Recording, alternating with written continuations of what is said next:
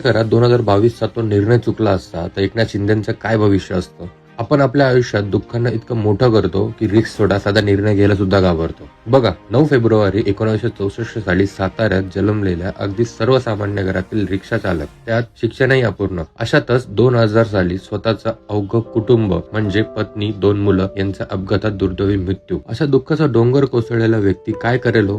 परंतु स्वतःचे आयुष्य समाजसेवेत लावत, बाळासाहेबांचे विचार मनात ठेवत, शिवसेनेत कार्य करत ठाण्याचा चेहरा ते बनले आणि त्यांनी नगरसेवक 2009, 2014, 2019 ला आमदार आणि ठाणे आपला अभद्य गड बनवला. आणि अशातच 2022 शिवसेनेतील 40 आमदार फोडत बंड, सत्तापालट करत महाराष्ट्राच्या राजकारणातील मोठा भूकंप आणि राज्याचे मुख्यमंत्री. शिंदे राज्याचे उपमुख्यमंत्री आहेत, परंतु काम करणारा, पायाभूत सुविधा, सर्वसामान्यांशी कनेक्ट करणारा कॉमन मॅन आणि राज्यातील लाडक्या बहिणींचे लाडके भाऊ ते बनले. जर आयुष्यातील दुःख बाजूला सारत रिस्क घेऊन अगदी करिअर पणाला लावायची तयारी दाखवली तर आपण किती मोठी खळबळ घडवू शकतो आणि साधा रिक्षा चालवणारा लोकनाथ एकनाथ बनू शकतो हे देखील आपण नाकारू शकत नाही. म्हणूनच आयुष्याची सत्ता कधी मिळेल जेव्हा दुःखाच्या बोजाखाली दबण्यापेक्षा धाडसी निर्णय घेऊन परिस्थिती बदलू आणि सर्व पणाला लावायची तयारी ठेवू. शिंदेंनी आज काय कमवलं हो? शिवसेना पक्षप्रमुख, चिन्ह पक्ष, भाजप सोबत हिंदुत्व,